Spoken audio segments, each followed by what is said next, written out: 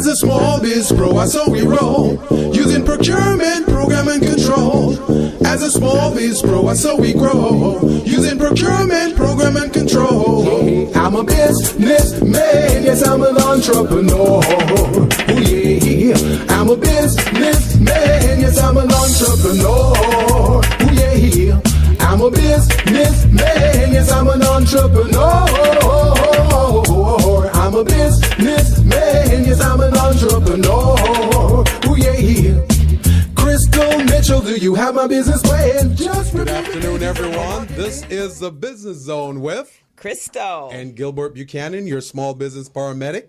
And today, Crystal, we're going to have a great show. We are going to have a fantastic show. We have the real McCoy sales kind of guy in the studio. And then we have a brand new, well, she's not brand new. She's actually had a book, one book before, but this is a novel. So about her journey through life. And it's a pretty fantastic book. So we're going to have a great show. Excellent. I can't wait. So what do you think about the new backdrop in the studio? Well, I'm loving this. We're looking like we're taking the next step to the next level. I know. It looks good. So those of you that are tuned in, and especially on Facebook Live, you guys are always saying that the backdrop is backwards, but that's because you're seeing it in a reverse reflection, however that works. But however, our backdrop now is going to be a little bit different. We're going to be like new studios. That's what I'm talking about. We're stepping up our game. And for 2018, we're going to be in a much better place. We are. Tell them a little bit about our public access TV show that we're doing. Oh, Crystal. And as well as, so we just did this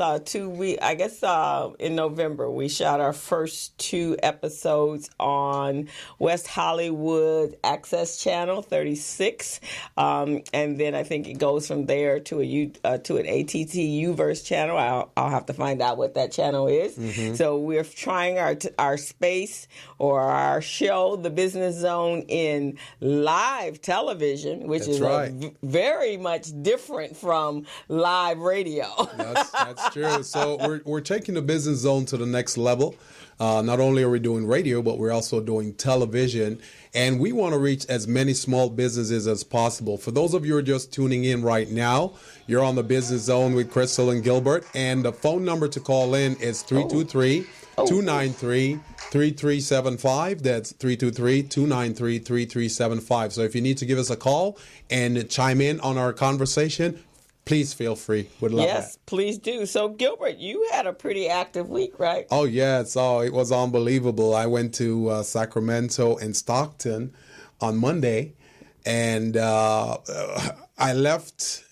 And on Friday, while I was here in the studio, somehow after I left here, I contracted this flu. So then when I got to Sacramento on Monday, this flu got crazy on me. So I lost my voice. And I had a workshop the next day. Oh, goodness. So what did you do? You had to go mute? Did you have a mute workshop? I was thinking about that. I'm going, oh, my Lord, now I'm going to have to just make signs and all of that. But I drank a lot of lemon juice, and it kind of cleared up my voice a little bit. I still couldn't speak very well. So it was strange. You're around people a lot. I don't do a lot of different people, but when I am around people, I take Airborne, which is that wonderful miracle drug that a teacher created because she was catching colds all the time from the kids. We should bring them on as a sponsor of this show. Yeah, so she and you get all kinds of germs from children. Yeah. So you are around people more than I am. Yes, I am. And I am on a whole cleansing thing. I'm all about taking care, because I hate you. You heard me. You weren't here when we had Dr. Emil from Kaiser. I don't do shots. I don't do none of that. Yeah, I don't. What I do is take care of Crystal, so she don't have to do a whole lot of doctoring. I don't do any of that. Those shot stuff. Getting sick just to get better. No, I don't think so. Yeah. So but we went when we went there on Monday.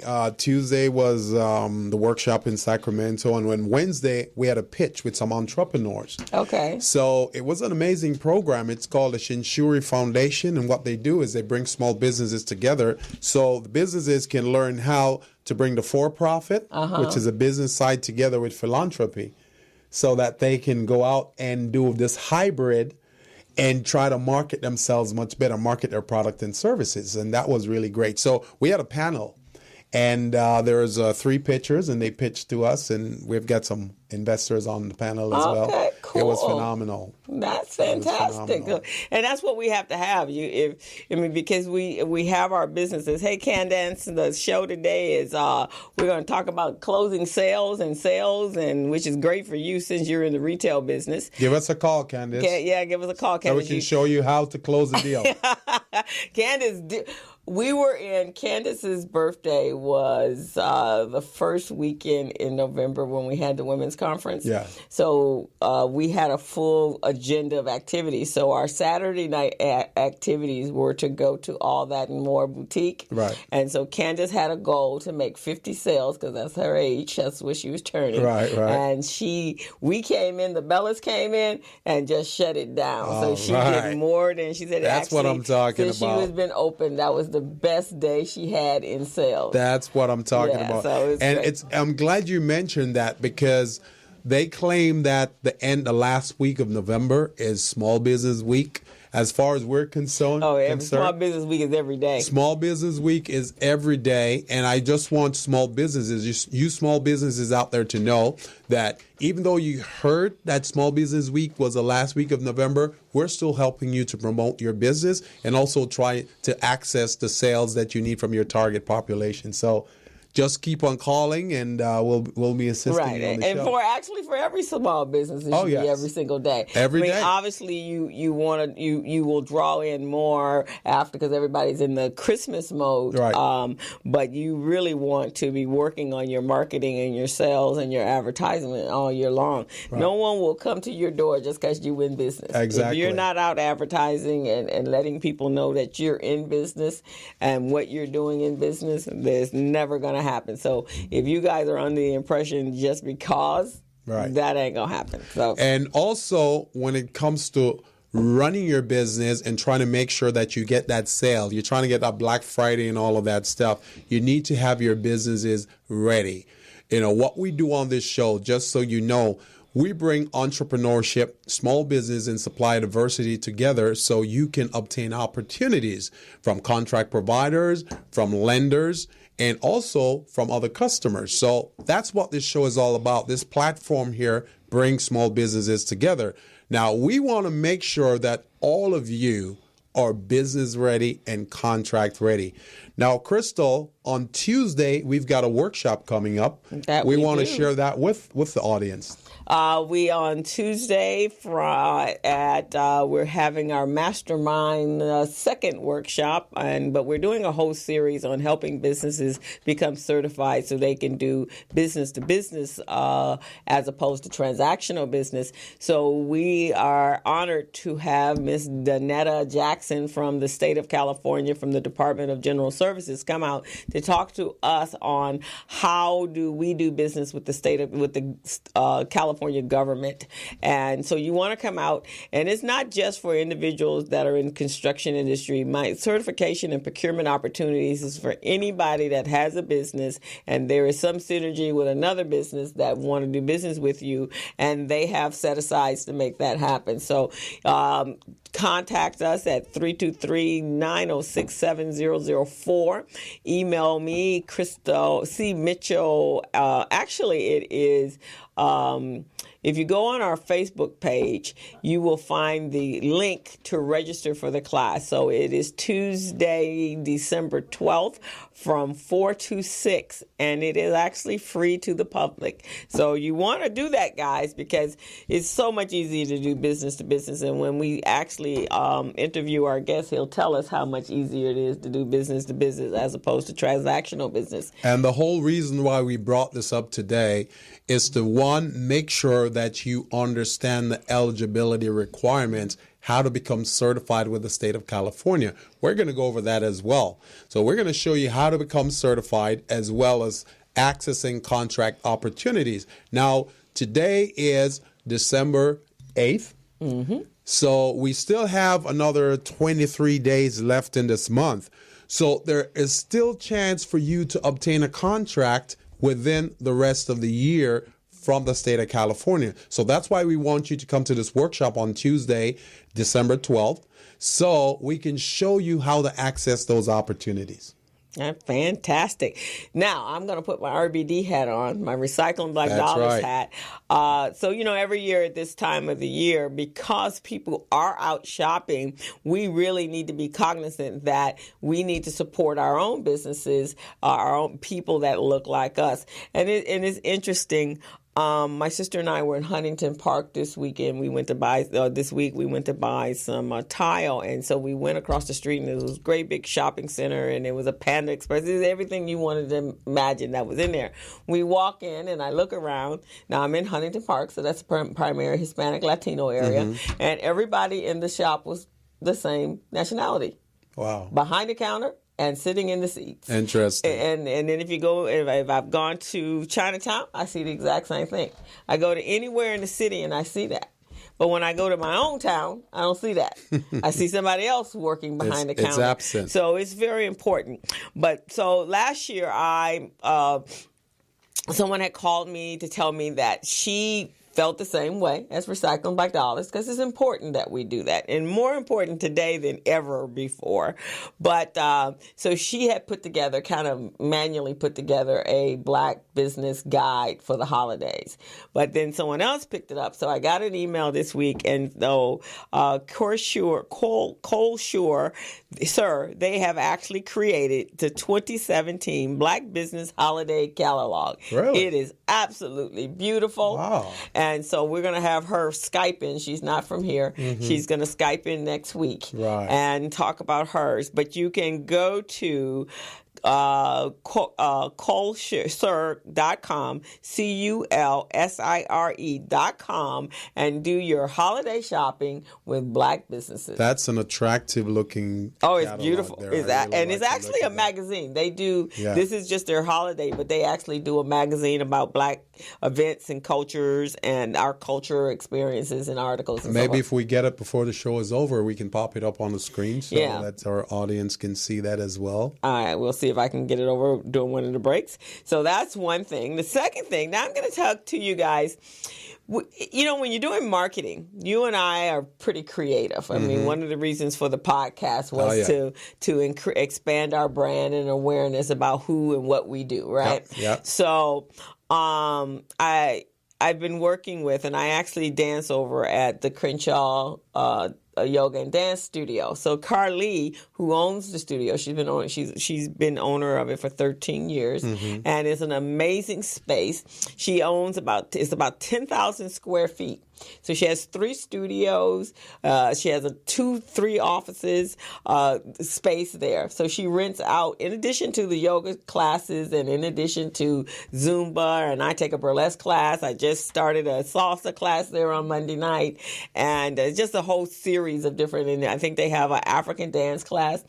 So her backspace is absolutely amazing. So we're having the first annual Crenshaw Christmas Ball. Really? So all week I have been over there. We've been decorating. So right now it looks like a winter wonderland. And that's tomorrow? That's tomorrow night from 7 to 11, and it's right there at Crenshaw and 54th. There's free parking. The food is going to be absolutely amazing. There's a guy named Audrey Tingling. There's going to be some Jamaican food there? Oh yeah, he's actually Jamaican. Oh yeah? Yeah, he makes the jerk chicken. We went over to do the tasting. Yeah. That's the only reason. The party is like, oh, okay, that's going to be beautiful. But the food is going to be off the chain. I hear that. Baby back ribs. I know you don't do pork, but that's too bad. No. Baby back ribs, salmon cook. He's doing a little sampling of salmon, and it's with the jerk chicken. Yeah.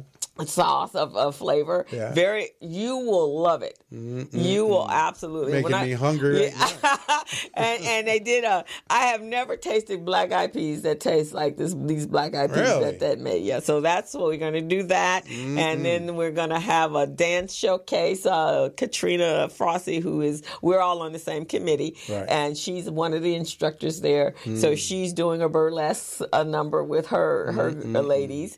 And then we're going to sing Christmas Christmas carols around the piano, and we are going to have a fabulous time. So for those of you that haven't gotten your tickets, we slashed the tickets. They are now 2 for $60, so you can bring your date, your wife, your girlfriend, whomever, and we're going to dance, and we're going to have a fantastic time. It's going to be a winter wonderland. A winter wonderland. So last night I was wrapping walls and wrapping paper, so it was one big present, and we were hanging snowflakes from the rafters because it was an amazing space. And because what the other part of it is as a marketing tool, she wants people to see what the space is capable of in its full regalia, right? Sounds good to and me. so that's going to be one of the marketing tools we're going to use. Is this big, and then we're going to do for Valentine's Day. That's good. And we're going to do several throughout the year so people see the potential of her space. That's very good. That's some creative marketing. That is very good. I'm loving it. I am loving that. That's great. So with that, but it's really fun. So last night we had Christmas music going on. The night before I made sangrias, so we were having sangrias and Christmas music and hanging. So you got a little Latino flavor going on there too. Little Latino flavor going on. And then tonight we're doing the Christmas tree. And finishing up hanging the lights and all the and the rest of the... Sounds like fun, Crystal. So you got to come on out. Sounds like fun. Yeah, there's a complimentary ticket for you at the door. Oh, yeah? Yeah. Look at that. Yeah. So we're excited about it. Carly is amazing. She is so full of energy about her business, and she loves what she does. And so in the mornings, I think they have like 4 or 5 different yoga classes, which is amazing. Felice, they're looking for some new instructors. Yeah. So you can have yours, and there's a lot of. They have actually a major following. I was doing the hot yoga, and I don't know. I was in pain most of the time. So when I go by the guy that does this, his name is Harrison, and I come in and he goes, no, I don't think I can take that pain. I was in pain for. I think it takes a little while to get acclimated to being flexible. I'm not there yet, so I'm gonna just do the dancing right now. I'll let you do it for me, Crystal. I just sit on the sideline and enjoy you going through it. The salsa is fine though. I love the salsa. I love the burlesque class. I love Zumba. I don't know. It's gonna have to embrace me differently than it embraced me when I did. And maybe the hot room yoga is more painful than regular yoga. I don't know, but it was kind of interesting. So that's what I've been doing all week. That sounds like fun. Sounds like you've been pretty busy getting this going. And she's probably going to make a lot of money on this event. Well, hopefully, but if not, then it's really, like I said. This is the first of its kind, This is the first of its kind. So the first annual, you usually get a little warm reception, but a second and third and fourth. Right. And she's very connected to the community. She feels she has her business here, and she wants the community to come out and really make her studio successful. I was telling her the other day, I said, when you have a studio where people are coming in to have classes, usually their market, that's the whole purpose, right? Yeah. You're the business owner, and then they're out marketing to bring some people in based upon, hopefully they have a following. That's true. And that hasn't quite happened at her spot. So she works very, very hard. Well, hopefully we can help her out. Yeah, that's why I donated my time, and it's been fun. So it's a good time. It sounds like fun. So it got me in the Christmas spirit. We'll definitely work in supporting her. And she was here on the show. She was on the show. And she was phenomenal. So we'll continue to support the small businesses in the area. And for those of you who are just tuning in right now, you're on the Business Zone with Crystal and Gilbert Buchanan, your small business paramedic. And today we're going to be talking about some great things about closing the deal and a lot of other things. But I also want small businesses to know that we have a program, the Business Zone, Crystal and I, it's called the Masterminds Contract Readiness Program. And we've hand-selected 8 to 10 small businesses, and we've pre-qualified them, and we're working on getting them business ready, contract ready, and bank loan ready so that these small businesses can go out and get opportunities through the efforts that we've put in the class. Now, the classes that we're teaching, the classes are capability statement development, cash flow management, certification, and also getting your business ready. That means learning all the requirements and compliance documents that you need to have in order to run your business and in order to be certified. So with that package in mind, if you can go through those classes, you should be ready to do some business. A big part of that also is marketing, which we haven't mentioned, but that's a part of the program. Oh, that's a major part of it, because it still requires you it's not just that one contract, right? And that's you right. have to have some visibility. Right. You got to be doing business, and marketing and sales is part of doing business. And that's a big part of what Crystal and I do is that we do that guerrilla marketing. We do it very well. We clobber you with information and our strategy in a nice way that you really will appreciate us and want us to keep doing that. So it's a great program, and this is a pilot program. So after this, we're going to launch it again come January, February, and we're going to select another batch of small businesses. Now, you don't just get into this program. We got to make sure that you've got what it takes. You've got that DNA, that entrepreneurial DNA. We don't want anyone quitting on us in the middle of the program. We want to make sure that you've got that stick-to-itiveness and you can complete the program. And it's very important that we change how, in our community, how we do business. So, yeah, we're very committed to it, so we want you to be very committed to it as well. And as well, actually, we're partnered with the Los Angeles Urban League. We've got some amazing programs about to happen. Yes. In addition to the minority certification program, there's a class that we're doing for the beauty professional industry. And so we're helping them elevate their businesses to another level so that they can look at being business owners of beauty supply products and in addition to the services that they're providing. It makes no sense to have one side of the sale and not do both the sale. That's right. Your hair has to be maintained after you go into the shop. So why do we not own the supply industry, right? Or at least have a piece of it? It's a $90 billion industry. Right. So we're going to be working with stylists. So that class is on Monday the 11th, and it's from 2 to 4. And they're going to be talking about how to increase your revenues with products and adding products and retail products to your business. So we have that going on. We're really excited by another program that we're going to be working on at the top of the next year, is helping our in the construction industry. So years ago, the Urban League had a signature program called the LEAP program.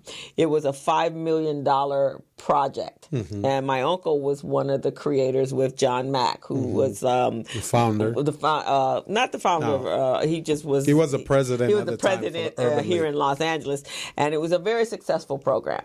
And so we're going to implement it because the situations that we're living in right now is exactly the same as it was in 1968, which is kind of phenomenal all by itself. Here we are in 2017, and we got situations that are very similar to what took place in 1968. Yeah. So we're going to help them elevate. So we're going to go out and do outreach to the occupational centers, to the schools, to bring young people in, because that's a young man's game, into the trade industry. Because you can have a business if you're a plumber, an electrician, that's just parts like being a doctor, right? So you go out and you get your skills and your education, you become that specialist, and then after that you can start your own business. So that's some of the things that we're going to be working with. Alicia from the Bella Network. Yes. Her husband has just been appointed as the president for the union workers in the entertainment industry. Oh, wow, that's amazing. So now we have a direct entry there. So we'll have Michael on the show, and we'll talk about that. That's amazing. And he's going to get certified as well because he has his own construction business. So we got some great things happening. Yes, definitely. Hey, Kevin. And tell them about Monday. There's a capability statement on Monday, the 11th, from 4 to 6. Oh, right. So on Monday, so we have classes next week, Monday, Tuesday, Wednesday, and Thursday. Yes. Back-to-back classes. Duran, I think there was a flyer from last week that I sent to you. If you can pop that up for us, that'd be great.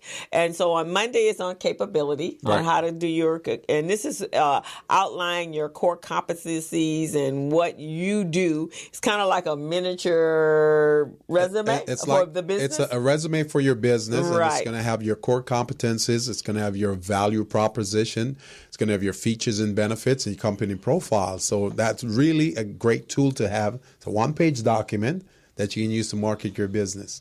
And then on Tuesday, we have Danetta from the state of California.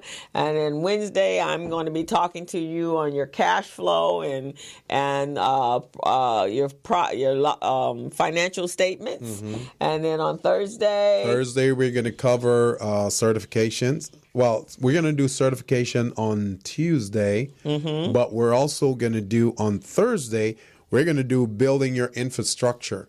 Get you to understand what goes into your business. When you develop a business, what are the components of that business? Because many small businesses, they start a business, but they really don't know what goes into it. Mm-hmm. And what we're going to do is we're going to take your business and we're going to divide it into 4 categories. We're going to do the business planning, general operations management, business development and marketing, and cash flow management. And then we're going to do forensics on each one of those and show you how to break it down, how to build it back up, and make it work for you. There you go. And so I want you to let you know that Jennifer, who's in our class, yes, she is so excited. She went over to Kinko's and had all her documents copied. I am She called me loving this morning, and so she was calling me because she couldn't find the link for the Small Biz Pro, but she found it. So she is in the process today of uploading her documents to Smart. So she loves it. This is great. See, this is one of the things we're doing in this mastermind program. We have our signature program, which when we go to a break here in 3 minutes, you'll see it popped up on your screen. But it's called Small Biz Pro. It's a business management and compliance system. It's a cloud-based system that helps small businesses to upload their documents so you can later retrieve those documents from anywhere in the world. If you're in Japan, Mexico, China, Jamaica, wherever you are conducting business, you can access those documents using your tablet, your smartphone, your laptop, wherever. And there's also procurement opportunities and market research available through the system. Right, exactly. So in addition to becoming certified, you're just going to become the most incredibly phenomenal business owner on the planet. Oh, yes. Oh, yes. That's what we want you to be. So that's great. So that's what we have in store for small business this coming week. And again, the workshops will be held at the Urban League. Mm-hmm. And the address is 4401 Mount Vernon? Crenshaw Boulevard, Crenshaw. Suite 201, Los Angeles. Now, mind you guys, it is not the old building that they were in on Mount Vernon. They are at 4401 Suite 201, and that is the Bakewell building where the Chase Bank is housed on the first floor. So that's the only Chase Bank at the corner. You can't miss it. Right there at the corner, Mount Vernon and Crenshaw. You'll see that bank. That's where we are. Second floor. The second floor. So so register. So go on the BusinessZone Facebook page, and you will see many, many, many ads and mines and yours and the Los Angeles Urban Leagues and my LinkedIn. We are not invisible on the social media. So. And if you've ever missed any of our shows, the Business Zone, you can go to YouTube and just type in the Business Zone with Crystal and Gilbert, and you'll see all of our episodes, all of our 79 episodes. Actually, no, we have. Well, yeah. No, we are at 75. 75. Today. Yeah. All 75 episodes from when we started a year and a half ago. Yes, right. So you'll see anything you need about small business, it's something we've covered. If you're looking for loan, funding, financing, whatever it is, marketing, all of that stuff is there. And we had some phenomenal guests. So you guys want to take advantage of all this incredible knowledge and expertise that they're sharing with you. And it's free. So we're going to go ahead and take a quick break and bring in our first guest on the show right now. For those of you just tuning in, you are on the Business Zone with Crystal and Gilbert Buchanan, your small business paramedic. Take a break. Hello, Meet Larry. Larry is a general contractor. Larry is very good at his craft, but Larry has a very tough time managing his paperwork because he is busy taking care of his clients' needs. Larry just cannot find his important business documents when needed. Larry is also being passed over for bid opportunities from prime contractors because he is perceived as not ready. He doesn't know where his business license, certifications, insurance, and other key corporate documents are located most of the time. Lucy owns an auto body and collision repair shop and has been using a business management and procurement assistance program called Small Biz Pro to keep her business organized, business ready, contract ready, and bank loan ready. Small Biz Pro is a 3-in-1 cloud-based business management, procurement, and market research assistance system designed to help businesses become business ready, contract ready, and bank loan ready. It also provides back-office operation solutions for small businesses. Lucy is able to stay ahead of her competitors because she uses Small Biz Pro to manage her business daily. Lucy just clicks on Small Biz Pro from her tablet, mobile phone, laptop, or any internet-accessible device for data retrieval, and she's got it.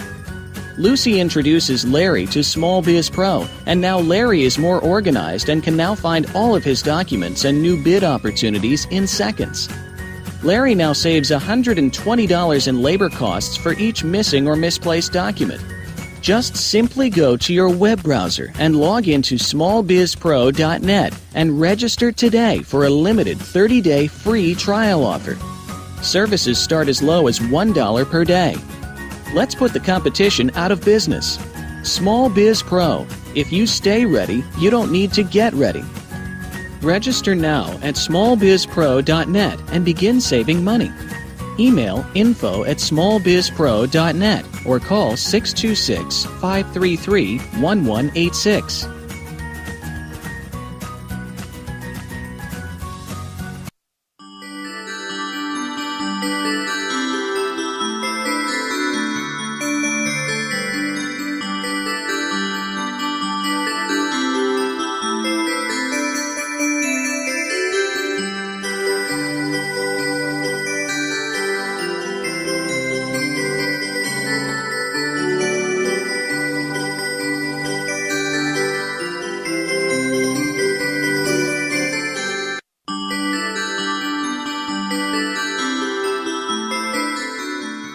So we're back on the Business Zone with Krista and Gilbert Buchanan, your small business paramedic. Now, Crystal, who do we have in the studios today? Oh, we are very honored today to have the real McCoy salesperson. I don't think I've met someone that embraces sales like this since I was in corporate America. This is his passion. This is his This passion. is what he breathed. I have one other friend that's like him, and I actually think they speak or have been part of the same speaking bureau that's very much like that as well. But we have Mr. Gil Cargill today, and he is one of the top 6 sales and marketing management speakers in the country. He has spent the past 36 years as a consultant, speaker, and trainer helping thousands of businesses achieve dramatic and permanent improvements in sales production. Since 1978, Cargill Consulting Group has worked with over 5,000 business-to-business sales forces.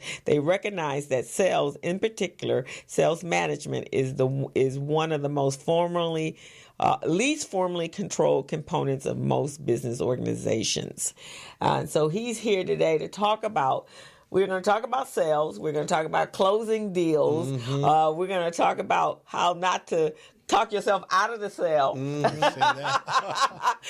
going to talk about how we increase our revenues from a small business standpoint.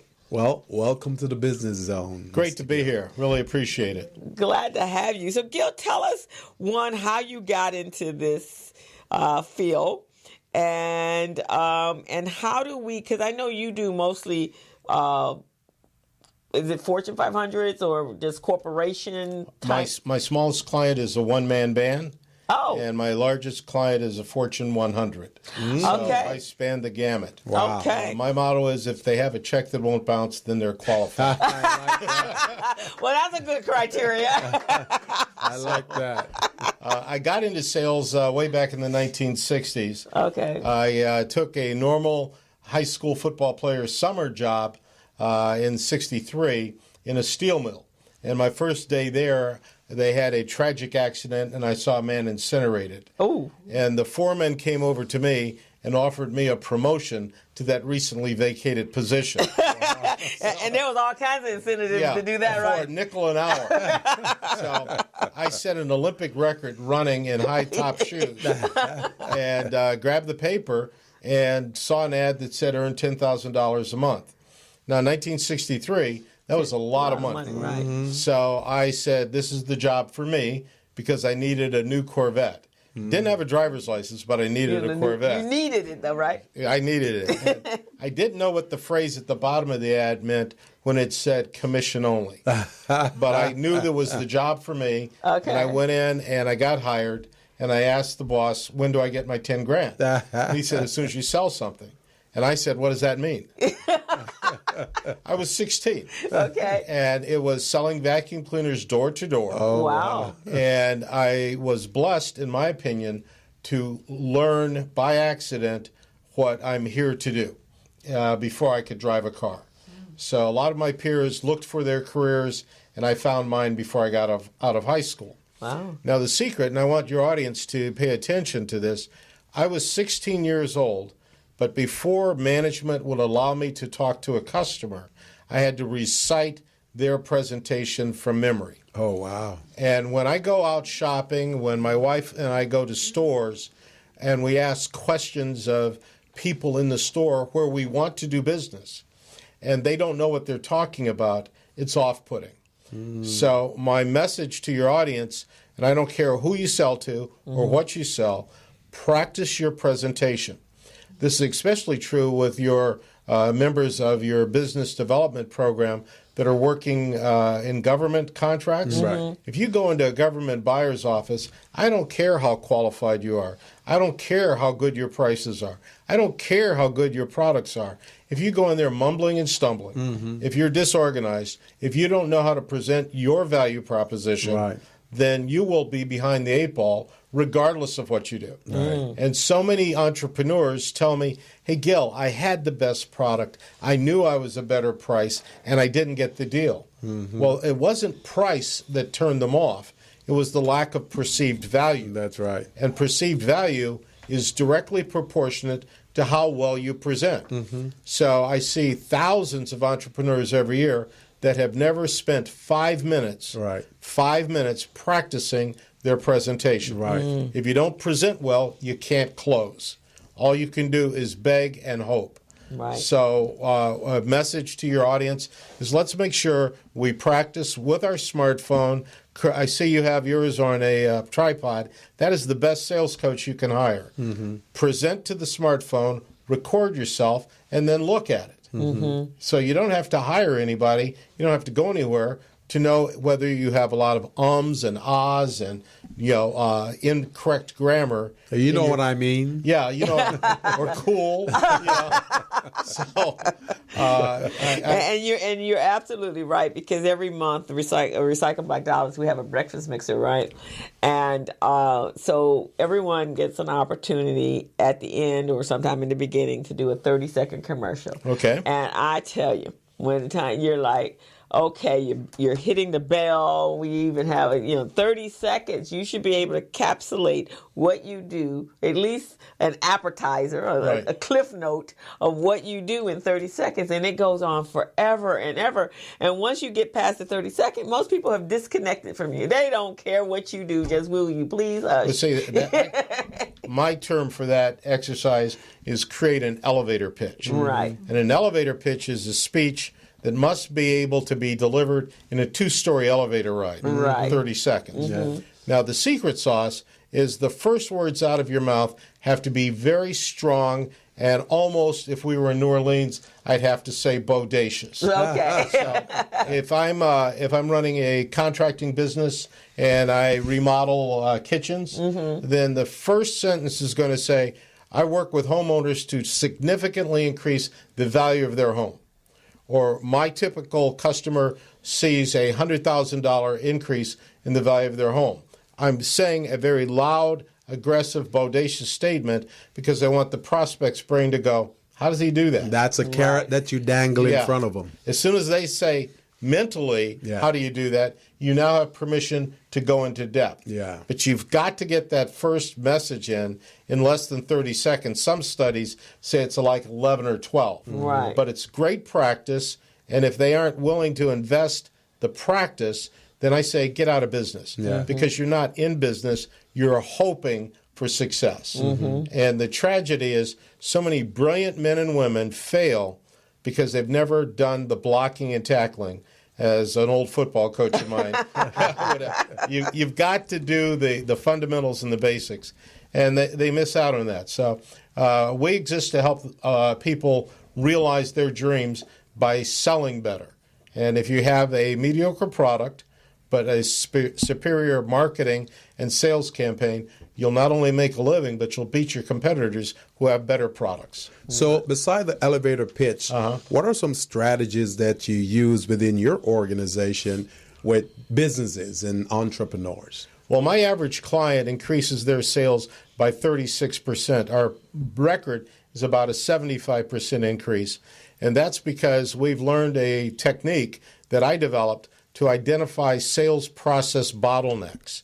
When you stop and think about it, selling is like manufacturing. We manufacture customers, we manufacture transactions, contracts, and cash. So we understand and examine the process that exists. We identify the bottlenecks and we remove them. And I'm extremely excited in that next week we're launching a new software product that my niece, Jessica Cargill, our Chief Technology Officer, created called Sales Copilot. And this is the first application of technology to process management. It's not a CRM. It's not a database. It actually incorporates the intelligence that I and my coaches use into a device in your pocket that is your sales manager or your sales coach in your pocket. So we're excited about getting the Copilot launched, and it's designed for the micropreneur, that's the man or woman that's working out of their bathroom, trying to make it happen, Right. On up through large sales forces. And it's the process orientation that's our secret sauce. Eliminate the bottlenecks, or my nickname for it is the sales prevention department. So will this program, will it have a demo that we can go online and check it out and see what it's all about? Absolutely. You need to contact me. It's going live next week, so you can't do it today, but next week we can. Okay. And tremendously excited about what my niece has put together. So what are the core tool sets in that? How does it actually work? It works based on the principles that I developed. There are 5 metrics that you need to manage to be successful, consistently successful. The first metric is the number of first meetings. If you are not meeting any new people, you're not going to be selling at some point down the road. Right. And too often, I hear people say, I don't like to meet people. I don't like to make phone calls.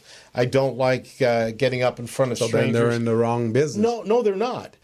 Because in today's world, you can meet all the strangers you ever want to meet using cold email. And this is cold email, not cold calling. Right. And what I teach is send out the email to strangers, wait for them to call you. Because everybody is comfortable talking to strangers when they call you. Right. That's metric number 1.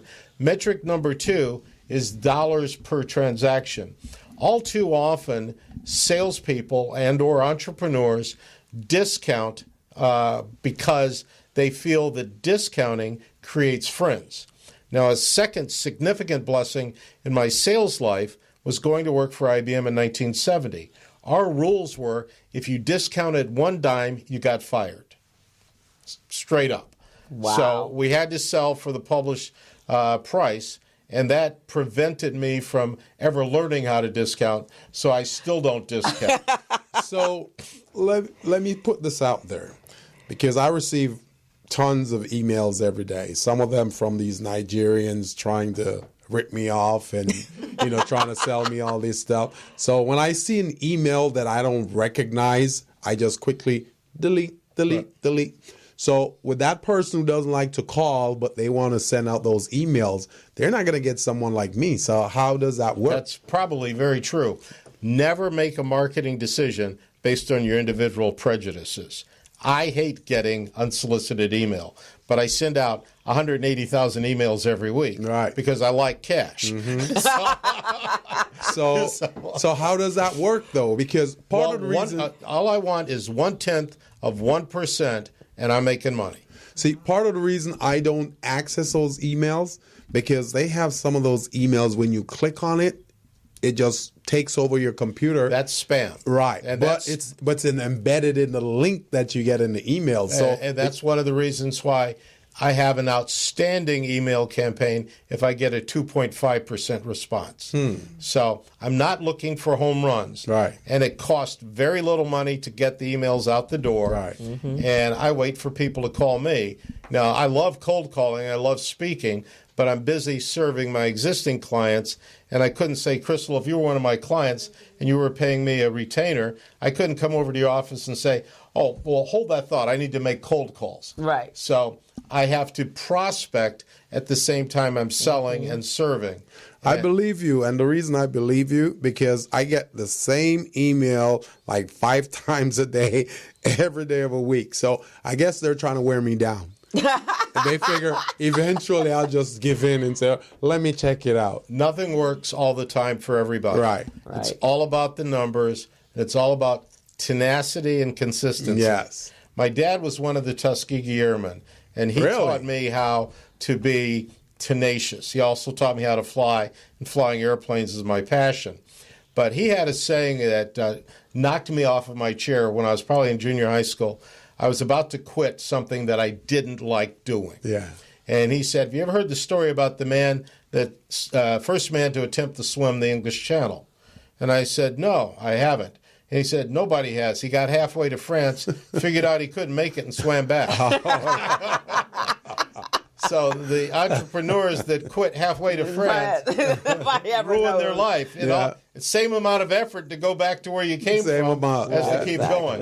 Now, I use, so I get a lot of emails, and I have actually 2 email accounts. So one that's all spam, it goes to another account, which I don't access very often. So my main business one I do.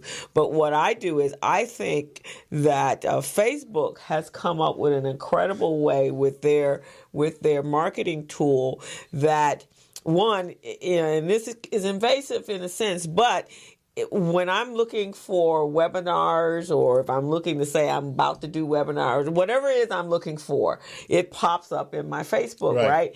And usually it's a free webinar that I will have to subscribe into. And now the emails that are coming to me are those emails that are specific to the things that I'm interested in. So I've bought into that. So I get some incredible, I did a blog just recently, a post on the 22 amazing tools that I use to manage 4 businesses. Perfect. And it came because of me connecting with those emails or those ads on Facebook, because they have been really, really vital. You became a permission subscriber. Right. I cold email to get subscribers. Right. Once they have allowed me to send them more email, then I will educate them. And the secret is stay top of mind. Never let them forget about you. Right. If you're running a dry cleaner and the customer comes in and gets a suit cleaned, thank them, take their money, and get their name. Because if you don't stay in touch, you're allowing them to forget about you. And go to the competition. Go next door, exactly. Right. On the other hand, if you educate and offer value, then they'll go, next time I need my suit cleaned, I think I'll go back to your place. Yeah. Or at least I'll give you a try. Right. And most entrepreneurs fail because they don't market well. Sales is the back end of marketing. Yeah. And Crystal, you said something very important. Remember, all marketing starts with an interruption. I must interrupt you to get your brain aligned with me. Right. Once I've interrupted, I have to engage you. And if I don't have an engagement, then the interruption's wasted. The third step is I must educate you.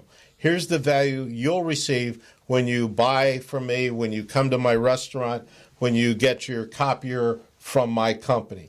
And the fourth step to that is I must give you a seductive offer that you can't resist. Not a discount, but a free workbook, a free seminar, some education. Now you and I have a relationship, and I can pepper you with educational material. Yeah. I never send out anything with a price. That's against the law, one, and it's tacky, two. And I never pitch a product. I always educate the customer so that when the customer is at the right place, they'll say, I need to talk to Gil. And that's all I really want my marketing to do. That's fantastic. So your win rate with this currently is what, like 2%? I measure two metrics. One is called MQL and the other one is SQL. MQL are marketing qualified leads. These are the men and women who respond and say, I'm interested. Yeah. But they're not interested right now. Okay, so they could be the 7%ers. In marketing, you've got 5 categories, right? They're the ones you're going to have to nurture. Exactly. Okay, the SQL are give or take 3% of all the respondents. Right. So if I get 100 respondents, I'm going to have 3 sales qualified leads. Right. I have to talk to all of them. Yeah. And I have to talk to all of them professionally. Yeah. But the 97 that aren't sales qualified are the ones I'm going to nurture. Yeah. And then roughly 60% of those will convert into transactions within 6 to 18 months. Okay. And please notice that time frame. Yeah, 6 to 18 that's months. a long process. So many people say, man, France is so far away. Yeah. I'm swimming home. Oh, yeah. So it's a process. You got to be committed. It's totally a and I think that's what happens a lot. People get impatient because it's not happening right now, right? But you have to kind of what they call prime the pump. You got to prime the pump. And in your program, I'm happy to hear that you're helping people develop marketing plans and sales plans. Because the plan has to say, I'm not going to get rich next week. Right. Anybody that thinks they're going to get rich next week is engaged in some consumption of illegal consumption. and actually, and Gilbert and I talked about this last week. If you did have that hit product, right, are you able to handle the masses of sales? If that were to happen like that, right? A lot of people fail because they were successful. Right, exactly. Yeah. Because you had Oprah said you were one of her favorite items, and then the next day you got phone calls coming out, and you can't fill the orders. So now you fail, right? Because eventually, what's going to happen? You're going to get frustrated. The people are going to get upset, and it's so funny because I had a young lady that was in a class of mine developing her business plan. So she had a product, and we kept saying, well, where's the prototype? And she goes, well, I need the money from the sales, because she wanted a website built. She didn't have a prototype, right? So she wanted to sell it, an image of it, and she had some sort of made-up prototype, but not a real one. Whoa. And she wanted to sell it on the internet to get the money to be able to pay for the prototype. See, what she really wanted was an investor to fund the creation of a beta product. Exactly. Right, but she was going to sell it one at a time. I said, so when they go to click in for your product, when you going to send them like the next day? When they said, it takes 6 weeks to get to you. And then she tried to get that money to purchase it within that time. So it's the concepts, right? It's the understanding what that really means. You got to have a real product, a tangible product that you can sell. And you have to be able to deliver on the time frame you promise. Right. 16 weeks is okay if you say that up front. Yeah. Right. But if they believe it's going to be next week, and you say, we've had a little problem, and as soon as the bank funds it, we can ship. It's too late. So this your new IT product is going to help that small micro business it's to follow that. It's the sales manager they can't afford to buy. Oh, okay. So it's very inexpensive, runs on all smartphones, tablets, or whatever, and it's got 40 years of my experience as a fractional VP of sales, helping 7,000 businesses optimize their top line. And it's all in an online device that says, okay, it's Monday morning. Here's what we need to do this week. Oh, I like that. Is it going to be a one-time purchase, or is it going to be a subscription monthly service? Recurring revenue subscription. Okay. So I need a jet. I hear that. Yeah, I want one too. So, do you have a price point? $97 per month per company, per sales rep. Okay. Okay. That's not bad. So each sales rep will use that tool with his clients. Right. Okay, I see. So the tool is not for the public like us, it's for the sales rep. It's for the sales rep. Oh, I see. They're happy to take your money. Yeah, because I was getting excited going, wow, maybe I should get that tool. I need to get Small Biz Pro out there. Well, you're trying to sell ads. Yeah. So if you would hire my sales co-pilot, you would essentially have my intelligence in your pocket coaching you to sell advertising. Yeah. So, well, we're two-dimensional. We're trying to sell ads on here, but I also have this program, Small Biz Pro, which is a business management trying to sell enrollments in Small Biz Pro. There you go. Okay, there you go. The system can handle an infinite number of product lines. Okay. Our terminology is advertising is one product line. Okay. And Small Biz Pro is the second one. Okay. You can have a third one selling chairs or copiers or whatever you'd like. Right. That sounds good. It's exciting. Good. And that actually could be something if we were doing that when because we got to bring on someone to actually sell exactly, and they could use that tool and then so it gives them a guideline, Well, right? not only gives them a guideline. Here's a little bit of I don't know if you are familiar with boxing history.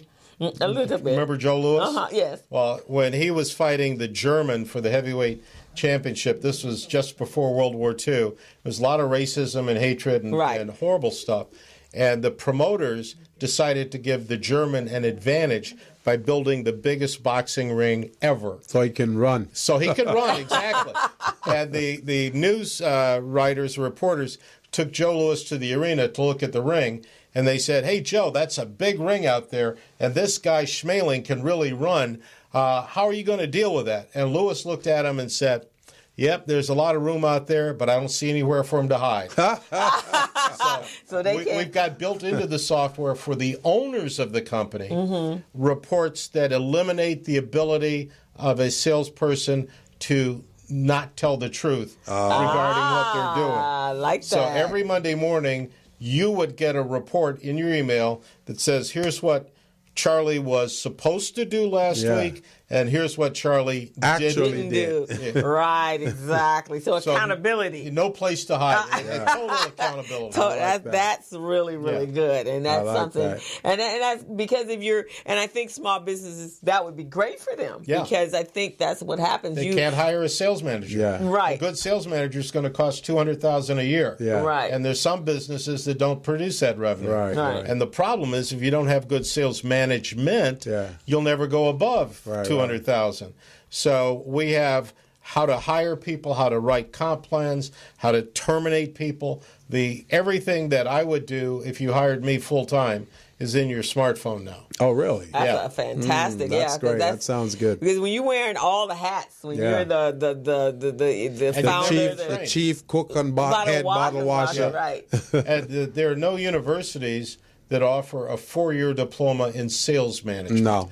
Marketing management, yes. But not how to recruit, hire, train, coach, deploy salespeople. Right. So the most vital function of a business is taking those sales qualified leads and turning them into contracts.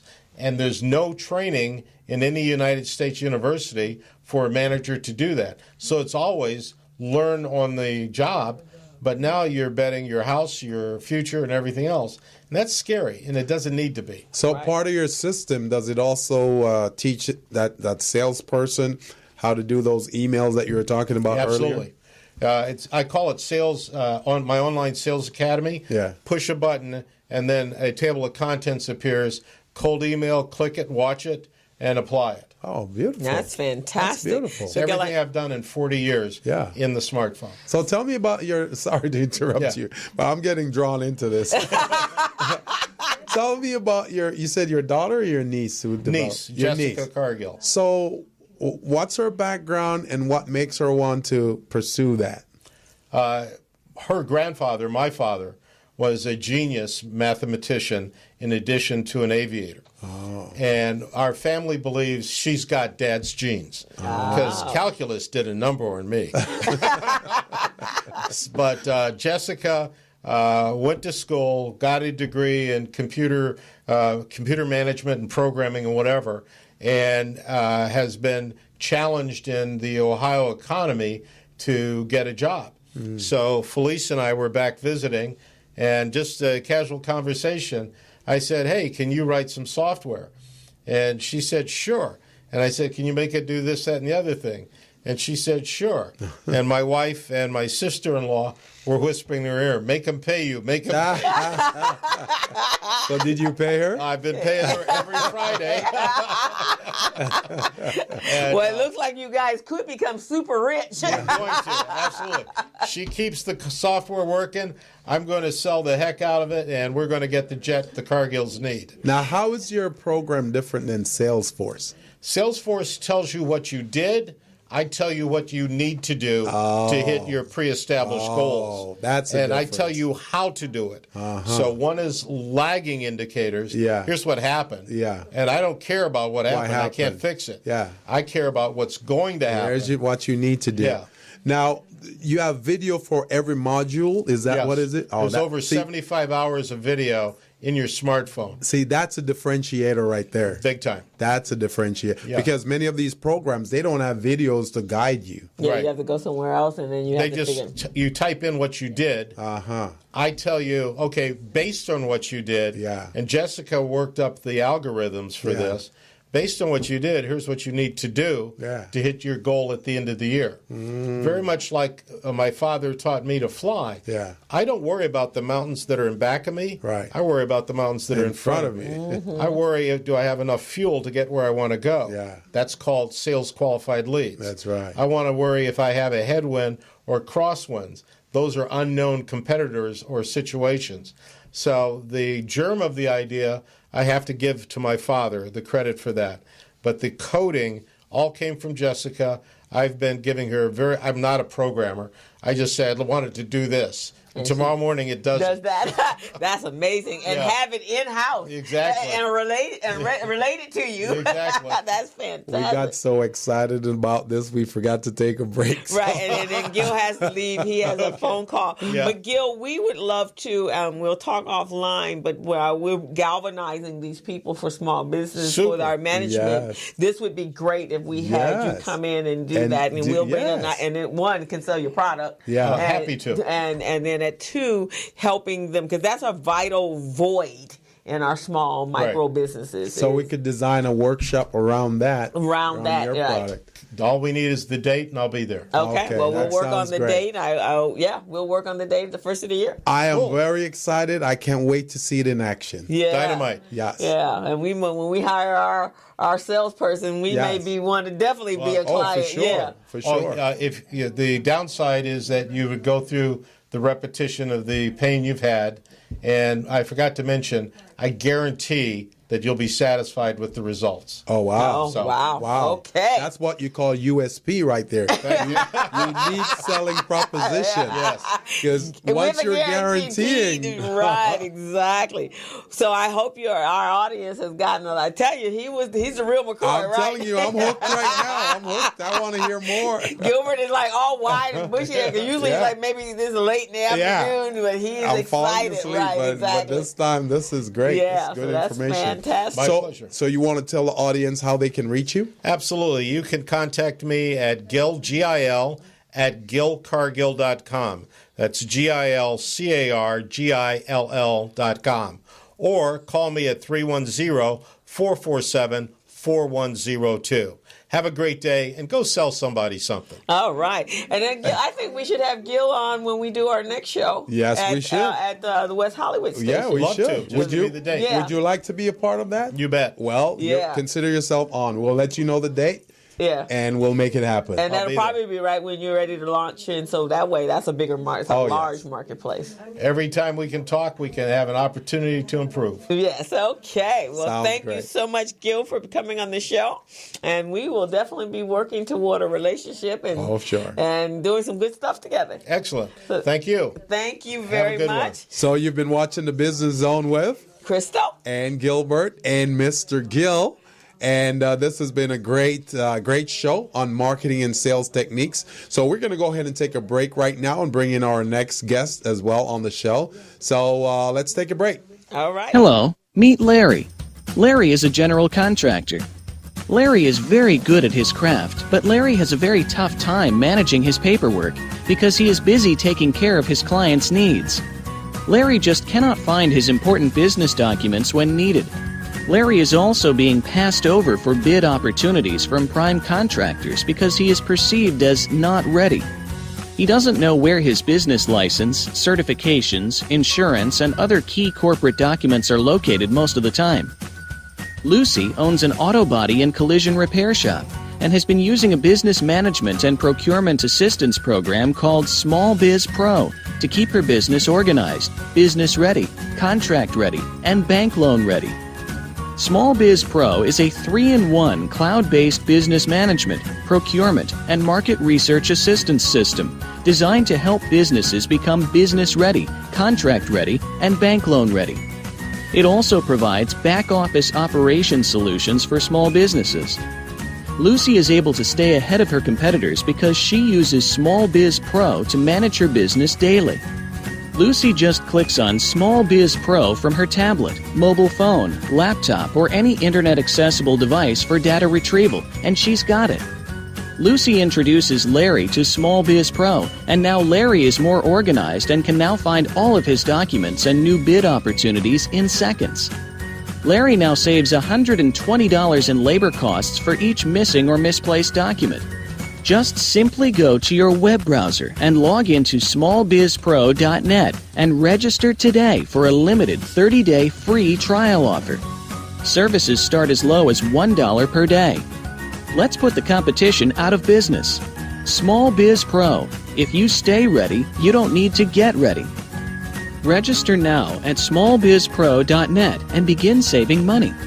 Email info@smallbizpro.net or call 626-533-1186.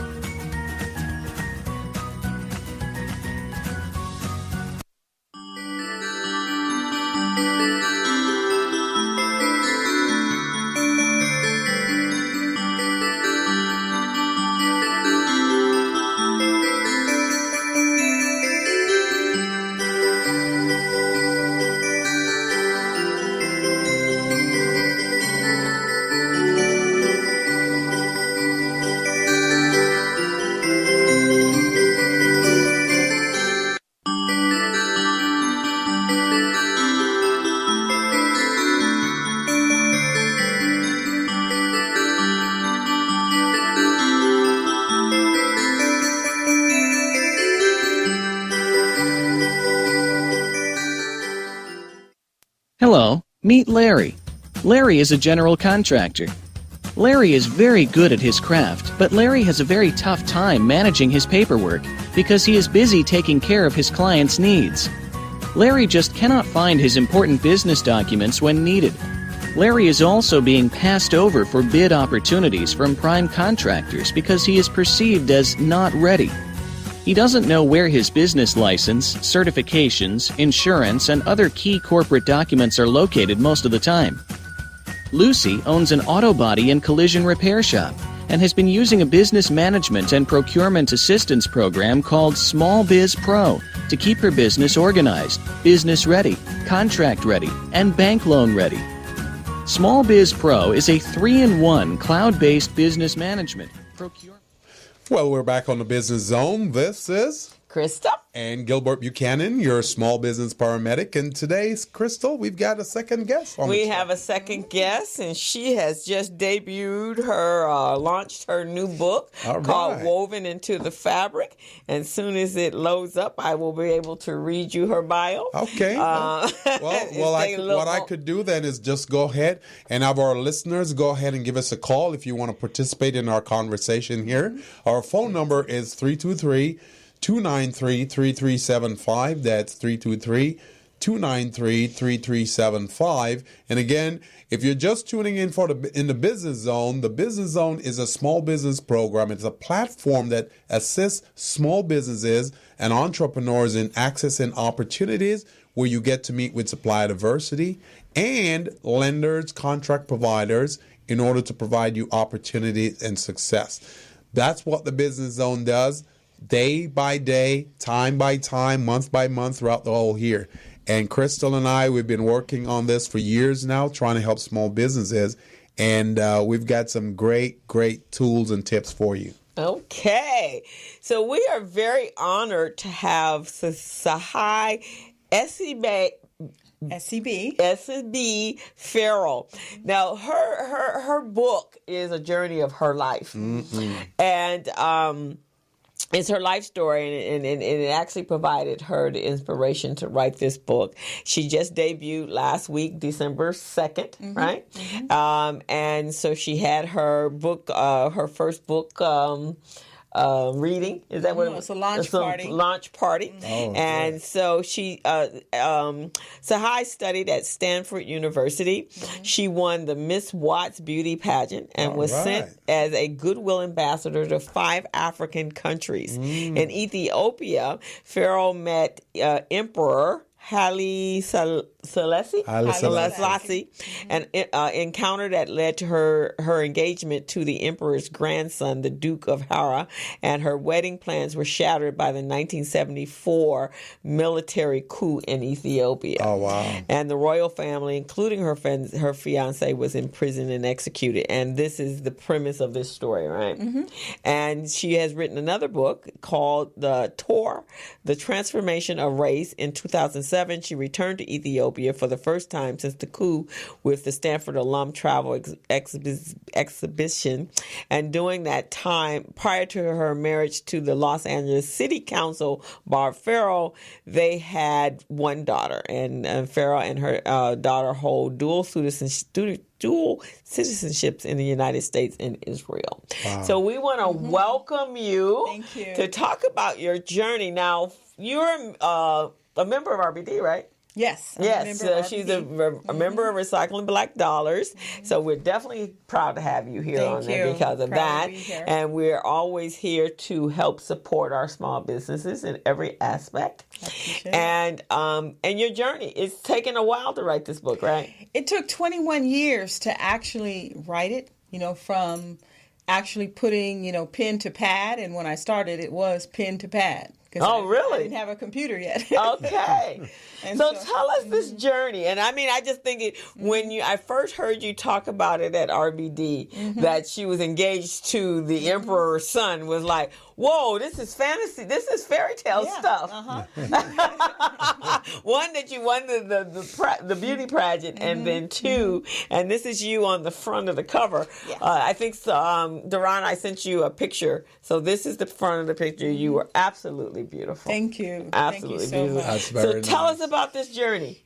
Well, I'll say this first about it because I've been getting a lot of feedback from readers these last weeks, and they say it looks like a book, it feels like a book, but it's really a portal to an enchanted world. Oh, okay. And that's really, it's a very enchanting story, and it's not. It's inspired by my real life events, but it's not autobiographical. It really is a novel. And it has two parallel storylines in 2 different time zones. So one is the biblical story of the young Queen of Sheba. Before she met King Solomon. Okay. So it's like what connected her, what drove her up, what compelled her to go to Israel to meet this wise king. And the result of that relationship was they had a son together who became the first king of Ethiopia, which had beforehand been ruled for generations by queens. So the son of Solomon and Makeda, the queen of Sheba, became the first king of Ethiopia. And so that's one storyline. We follow their relationship and the birth of their son, and he grows up. So it's really a saga. And then the other one is the storyline based on a character called Brehenna, who's later called Brenna, that, wins a beauty pageant and goes to, so that's kind of inspired by my story and that love affair there. So you really have the symmetry of a love affair at the beginning of the reign of kings in Ethiopia, and then Haile Selassie was the 236th king from that reign and perhaps the end of the reign of kings. So there's a romance at both ends of the spectrum of the reign of kings in Ethiopia. Wow. Wow, Unbelievable. that is absolutely amazing. So, wow, it must have been devastating. It was quite devastating. I just wanted to share inside of the book. I did, because it is a novel, I included photographs of when I met the emperor and, just to kind of anchor people back into the fact that it's kind of tethered to reality. So that was back in the 70s? In the 70s. Okay. In the 70s. Because Wow. I think Haile Selassie died in the 70s, 75. 75. Wow, that's amazing. And so you've since been back to... I did. I went back in 2007 for the first time, and it was amazing. Like, the subtitle of my book is titled Woven into the Fabric. Into the very fabric of our lives, God has woven spun gold. That there is something very precious that each of us can follow those golden strands through our life. Those things that have like eternal meaning, those people, those situations that, come into our core and last for all time. And so in this story, and in my life, really, there have been these golden strands that I've been following. I tell in the beginning of the story about, just walking on campus at Stanford, and I'm walking by Memorial Church in the middle of the day, and the light, there's a mural over the church, and it's a biblical mural, and the sky is like gold leaf, and so the sun just hit the gold leaf and glint in my eye, and then all of a sudden I heard a voice say, "You're going to Africa."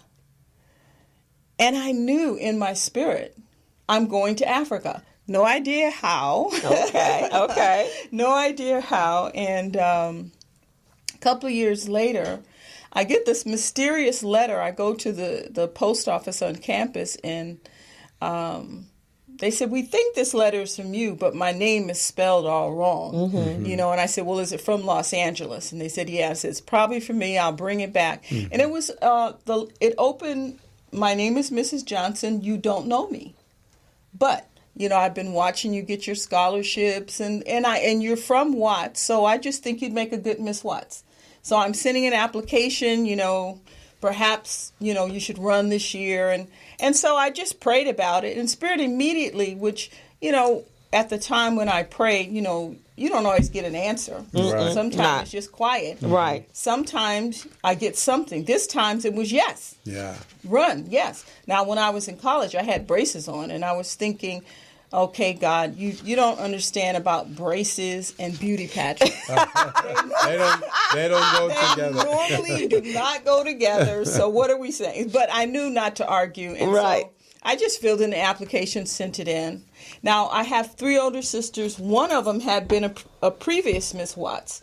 So in the back of my mind, I thought one day I would run, and I had an idea. It's more like community service, like when I ran for student council and stuff like that. So I had not connected it to, anything. And so I ran, and then 2 weeks before the pageant, they announced the prizes, and they said, and the grand prize for Miss Watts is an all-expense trip to 5 African countries as guest of the heads of state. So I met Haile Selassie, Jomo Kenyatta, Nyerere, Wow. Ashampong, and, all of the heads of state of those countries. And when they announced it, that voice that I had heard 2 years before came back and said, "That's your trip." So when I won, and that was my trip. And it was like, oh, so this is my trip. And then I looked at the itinerary, and it was filled with balls and parliament and all kinds of Royal stuff. And by then, I was a senior. By the trip, I was a senior at Stanford. Interesting. And I didn't have the clothes for that. And so I was telling Bonnie, who was showing me the itinerary, she said, "Look in the program. You didn't look at all your prizes. Disneyland's costume department is making your wardrobe for the trip." Wow. I said, whoa. So this was That's big predestined. time. So it was those golden threads we Right. talked about, just kind of proceeding and following your guidance. Yeah. And I think that's part of the theme of the book is just when you get clear guidance, follow it. Yes. Because it opens worlds that you cannot imagine. There could be the life that I just planned for myself. Yeah. But I realized at 21, I have a limited vision. Even though it's a good vision, it's limited. But Spirit's vision for our lives, I mean, I would have never imagined that the man that I first became engaged to would be on the other side of the world. Wow. Now, let me ask this question. Being that was the royal family, are you Ethiopian, or is there DNA that's your ancestors are from Ethiopia? When I met the emperor, one of the questions, there were 2 companions traveling with me, so we went to the Jubilee Palace to have audience. And we were learning how to curtsy to meet him and the formality of a royal audience. And when they came to get us to escort us in, he said, His Majesty wants to see Miss Hayes by herself first. And so, I looked at Dr. Talbert, who was our on-the-ground host, and he said, go ahead. So I went in, and so we ended up having over an hour conversation. He sat on his throne. He had them bring me a chair, and we had this long conversation. Wow. And so we were just talking, and it just felt like, for some reason, that I knew him. Yeah. That's what it felt like. And he was funny and very sweet. And then he asked this very interesting question, which he also asked the character in the book. He said, so where are your people from? And I said, well, with slavery and everything, as African Americans, we don't really know for sure. And he said, I know where you're from. He said, Miss Hayes, you are a princess from the royal lineage of the house of Judah, from my house, and I know my own anywhere. Wow. And I said, whoa. And he said, and we just have to make the adjustment. Wow. And it literally blew my mind. And so that began, I think part of the adjustment that he made was as we were leaving, he called me back and he said, Miss Hayes, I have somebody for you to meet. Wow. You'll get a new itinerary in the morning. And it turned out it was one of his grandsons. Wow. Yeah, so that's phenomenal. It was phenomenal, and it was, the whole journey was kind of unpredicted and very magical and just rich with depth. Yeah, that would be, and also for a young person, because you were 21, right? Yeah, 21. That's kind of like, okay, this is not the path that I thought I was going to. Because what were you studying for at Stanford? I was English and pre-med. Oh, okay. That seemed like a full And here you were schedule. getting ready to become a princess. Yes, and people say, well, wasn't that a big difficult transition to make? Because after I came back and I finished my BA, but then I also had a master's program I was already in. So I finished my master's before I went back after we were engaged. And they said, well, wasn't that hard? And I think about the young girl now becoming a princess. And I from my experience was, I was 21. I'd been 21 1 month before I made that trip. Wow. So I had never been anything. Yeah. I had never had any job. Right. I had never been married to anybody. So I was going to have to learn it anyway. So to me, it didn't seem that much difference in learning to be a princess as learning to be. And how was that received by your mom? Well, everybody was shocked, shocked on this side. But, I think things really kind of became real for my family because later that year, the second year that we were engaged, the Empress sent an emissary, Dr. Talbert, to my mother's home to meet my family because now we were firming up the wedding plans in 1974. Wow. And so they met my family, wanted to know if anybody wanted to live in Ethiopia, how many people were coming to the wedding, the details of the plan. And so once that happened, my family, said, okay, this is real. This is real. So were you in Ethiopia when the coup was going on, or you were home? I was. So the emissary came, and a few months later, I packed. I was ready to go. My ticket was available at the airport. And I got a call from my fiance, and he said, we're having some problems here. So, I know your ticket's there, but don't come until, you hear from me.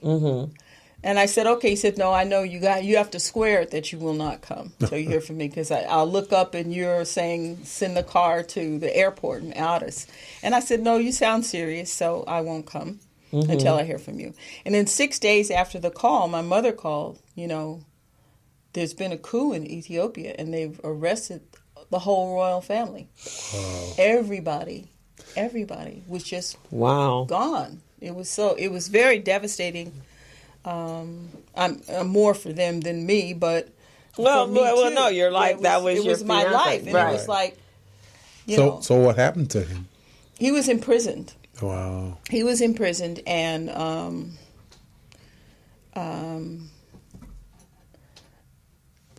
just got a spiritual message in those years that you will see him again alive in this lifetime. Did you? So many years later, but I did. It was so. I don't want to give away too much of the book. You're drawing me in now. Okay. And what happened next? Yes. Okay. Wow, that is phenomenal. And then you came back home, and obviously, you had to. I'm sure there was major grieving, and so I wasn't there, so I didn't come back home because I didn't go. Right. So so I end up actually getting married 5 years after that. Okay. And as life would have it, once my husband was a LA City councilman, and I just saw him on Saturday. Yeah. He was at the gentrification. Every human has a right to live. Yes. Yeah, he's part of that. Yeah, so I just saw him. Yeah. So what happened was Ethiopia, we had a reception at City Hall Towers, and this little group of Ethiopians approached me, and they said, we're about to get deported. We've been in the country 4 or 5 years, and they just escaped right before the coup. And so they escaped on tourist visas, and they were all expiring. And they said, if we go back home, we'll be killed or in prison. Could you get your husband to help? And so I said, let me go talk to him. I talked to him. He said, well, these are your people. Of course, I'll help. So that began the relationship of Ethiopians in Los Angeles, that it became a base for Ethiopians to come to, because he just supported them. And it was at a time when Trans-Africa, the lobby, Randall Robinson, Maxine Waters, Bob Farrell, there was a team of them that were part of the founding group. And that was the first big project that they did, was they got unofficial asylum for all the Ethiopians in America. And so that is also how I reconnected with the one brother of my fiance who was not imprisoned. Oh. And he kept hearing he eventually called City Hall, because he kept hearing about this Councilman Farrell in Los Angeles doing all this, and there wasn't a lot of Ethiopians here. And then he said one day they said his wife's name, and he said, wait a minute, my brother was engaged to a woman. So he ended up calling City Hall, and then, my husband had him call me, and, he found, he said, I found you. I've been looking for you. Oh, wow. So wow. all these wow. connections, And that's how, when the prince eventually got out of prison and came here, that's how he found me, was because his brother had found me in advance. Wow. So. Wow. And then, but the emperor, was he killed? He was killed the year after the coup. The next year he died. Wow. Wow. What a amazing life. Yeah. This is surreal. This is like something you see on TV. Yeah, that's not an ordinary life. Wow. So it took you 21 years to write. And I think after the second year, I was a teacher, and so really I would really only write significantly in the summer. And Okay. then I would write every day. So one day I was at the beach writing. Initially, the story was just a biographical, true story. But one day I was at the beach, and after I finished writing, I was just looking at the water, and I heard a voice, and the voice said, I am with the Creator from the beginning. I am given patterns and sets of living strings. I am Destiny, the weaver.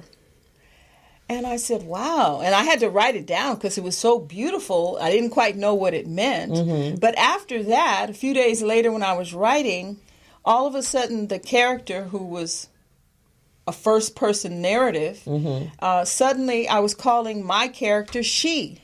I said, why am I referring to my character she, like a third-person narrative of my own story? And then I realized someone else is narrating my story. Oh. And I had a writing teacher, the first 2 years of writing, Dina Metzger. She's like a famous poet and novelist. And Dina said, like, if you're lucky, your story will kind of take over, and you just have to trust the process. Strange things might occur. So I assumed this is one of those strange things with another voice took over my story. And then that's when the story went back in time and picked up the story of the Queen of Sheba, King Solomon. So we have in here like the story about how the Ark of the Covenant got from Jerusalem to Aksum, Ethiopia, where currently it's in a church in Aksum, Ethiopia, and it's kept by a priest that once the priest who is the keeper of the ark dies, there's a council of priests that meet, and one of them will never leave the grounds of that church for the rest of his life once they make the decision which of them will be the keeper. Wow. Interesting. Yeah, I'm going to enjoy reading your you're book. Gonna have, I know. So we're going to go ahead and take a quick break, then we'll come right back to you because this is very interesting. Like I say, I'm being drawn in. So we'll take a break. You're on the Business Zone with Crystal and Gilbert Buchanan, your small business paramedic. Take a break. Hello, meet Larry. Larry is a general contractor. Larry is very good at his craft, but Larry has a very tough time managing his paperwork because he is busy taking care of his clients' needs. Larry just cannot find his important business documents when needed. Larry is also being passed over for bid opportunities from prime contractors because he is perceived as not ready. He doesn't know where his business license, certifications, insurance, and other key corporate documents are located most of the time. Lucy owns an auto body and collision repair shop and has been using a business management and procurement assistance program called Small Biz Pro to keep her business organized, business ready, contract ready, and bank loan ready. Small Biz Pro is a 3-in-1 cloud-based business management, procurement, and market research assistance system designed to help businesses become business ready, contract ready, and bank loan ready. It also provides back-office operation solutions for small businesses. Lucy is able to stay ahead of her competitors because she uses Small Biz Pro to manage her business daily. Lucy just clicks on Small Biz Pro from her tablet, mobile phone, laptop, or any internet-accessible device for data retrieval, and she's got it. Lucy introduces Larry to Small Biz Pro, and now Larry is more organized and can now find all of his documents and new bid opportunities in seconds. Larry now saves $120 in labor costs for each missing or misplaced document. Just simply go to your web browser and log into smallbizpro.net and register today for a limited 30-day free trial offer. Services start as low as $1 per day. Let's put the competition out of business. Small Biz Pro. If you stay ready, you don't need to get ready. Register now at smallbizpro.net and begin saving money. Email info@smallbizpro.net or call 626-533-1186.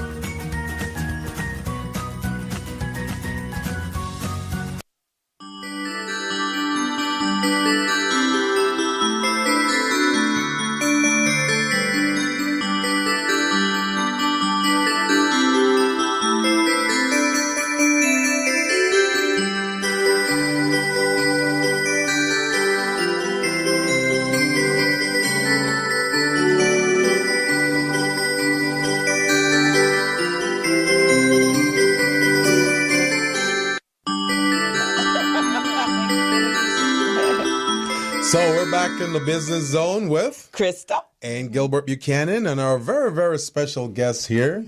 You said Teshai? Sahai. It's like the T's not there. Yeah. Sahai. Okay, we got a very special Essiebea. princess in the studio. Yes. Her name is Sahai.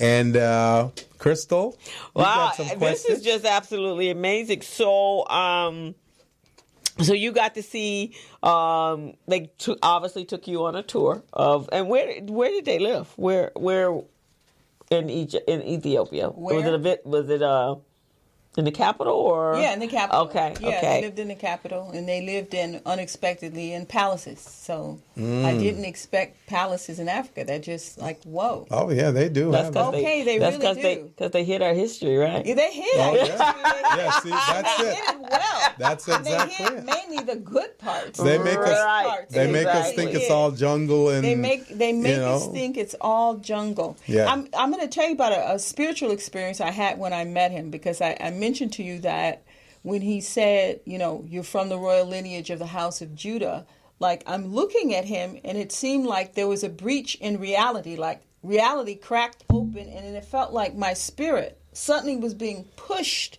down a time tunnel so fast that, like a fast train, you can know things are happening, but Yeah. it's too fast to Right, see. right. And I got to the end, and then I snatched back, and then we're both in the chair, and I'm looking at him like, what was that? But when I came back from that little spiritual thing, I realized I knew something. First of all, one of the things for our people that I knew was that we were not disconnected from our history in the historical records of reality. We're intact. So history knows us who we are. Yeah. We were never lost. Right. There's Right. nothing about us that was ever lost. Whatever damage seemed to be, it's not eternal damage. And so, like, I just came back feeling so intact and knowing that we were already intact. Yeah. And the other thing that I was aware of is that, you know how we think of people of old, biblical people with all these gifts and wonderful powers and magic? They said every generation, living generation, has access to those great powers. Really? But because we think it was just designated for a long time ago, we don't even try to access them. So how could we access that if we want to? Well, I think just from this journey, by listening for that guidance, that inner guidance that may not make sense sometimes, but follow it anyway. Yeah. And when I say follow it, I mean just if you take a few steps in the direction, when it's genuine guidance, suddenly help starts coming in that area. Now, if it's just you walk in that direction, then you got to walk some more, and it's just you walking. Yeah. But if it's and you were guided, and that's kind of one of the tests of are you following your deep guidance, is that try to proceed and see if help just starts coming. There's a book that was very popular in the early 90s, and it called The Celestine Prophecy. Yes. And it talks about that. So what it is that your destiny is coming to you. Yeah. And so you synergize. Once you key into who you are and whose you are, then your synergy brings the people that you need into your life when you're ready. So if you say, I want to do, just like I said, I want to do a radio show, right? So I just put it out there in the universe, and then the universe brought Felicia, and then it brought you, and then here we Just are, happened. right? And it just happened. Yeah. And I know that to be true just because when, the story is that when Barbara Lindsay asked me what date did I want the show, and she was pushing me for a date, and I'm sure that was part of that divine plan, right? So she pushed me for a date, and I said July 8th. And so then, but, that was like, okay, I guess that's just the date. You asked me for a date. This is the date I'm leaving the Mother Love show, and I'm going to give you today's date. And so 1 year later it all kind of came together, and they came to me. Felicia actually tracked me down, and she kept calling me, and I was like, Felicia, I am too busy. She's like, no, can you come? So one day she just called, come now. Can you come right now? And so I came to the studio, and it's like, oh my God, because she had been to an RBD meeting. She's talking, but you know what happens at the RBD meeting. I'm all over the place, right? So I'm hearing out of one ear. But that's what happens. So that's what the Celestine's prophecy is about. It kind of brings what you need when you're ready for it. Bring it together. Yeah. Right. But a year before I was on the Mother Love Show, I wasn't talking about a radio show. I was talking about workshop. In fact, I have I use a tool called Everbook, and I had in there my next step in my business were to do webinars. Now I had all the topics, and then later, and then when I look back at the time, I just looked at the topics today, and we didn't cover half the topics that was in the webinar that I already had listed out. And then I looked at the other side, and then I add later on after we had, that was put on the table. I was like, let me add the radio show. And so now, and I haven't looked back at that since we started. So I'm looking at it like, wow, okay, these are the topics. In fact, one of the topics is I'm going to utilize for the workshop next week. So it just brings you to you as you need to. But I do know this, that when I was a little girl, I wanted to, because the times we live in now are very similar to the times we were in the 60s when I was growing up. The racism, the fight for our civil rights, and the same thing, same place where we are right here today. And I wanted to know why. Why are we hated so much, Mom? So I just start reading books on slavery and everything that there was about Africa and tying that in. So it gave me a knowledge that, wait a minute, we're more than this. Yes. And I think that's where it comes from, is connecting with where you really came from. And most of us, they've prevented that, right? So unless you're reading and looking or traveling, those people, everyone that I've spoken to that have gone to the continent of Africa have come back a whole total different person. Yes. Yeah. And it's like, what they said about it is really not true. And I remember when I was selected as Miss Watts, basically the community said, now, they've all told us that Africa has nothing to do with us, so you said, well, we're going to send you, and you come back and tell us. So when I came back that following year, there was a big, pageant, and I got a chance to share my experience with the people. But I can say in genuine that this is truly what they sent me to bring back. This book. And it took 45 years for my answer to their question of, who are we to Africa? And now, did your daughter, because again, this is, passing on your legacy. Yes. Right, down to who she is. Yes. Right, that this happened to her mom. Yes. So how does she interact, or how has she reacted to it when she learned the story of your past? Well, she's always known it, because, it happened before she was born. So she was born into the story. Now, a funny thing about my daughter, when the prince came back, it was like almost 2 decades had passed, and she was 10. So when she first met him, they had a party for him, and when they were sitting on a couch talking, and she was 10 years old. And so on the ride home that night, she says, Mom, the strangest thing happened. When I was sitting on the couch talking to the prince, she said, I know he's a real person, and I know he was a real person in your life. She said, but because he was a prince, I must have stored him in my mind with fairy tales, because it kept feeling like he just walked out of the book. So, like Sleeping Beauty, huh? Yeah, and Cinderella. It was so eerie.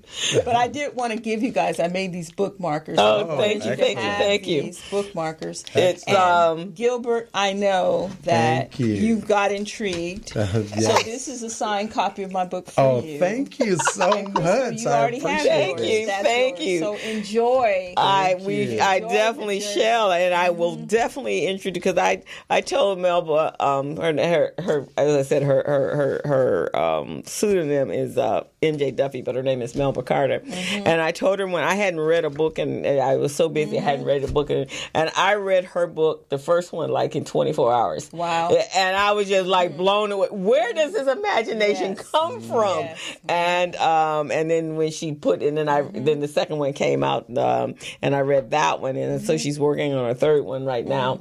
And when books are connected, like to a spiritual dimension, or some people call it the muse, but there are other realities other than this one. Yes. And so if you actually write a book that accesses this other dimension, then through the book you actually get to bring the qualities of that dimension into your work.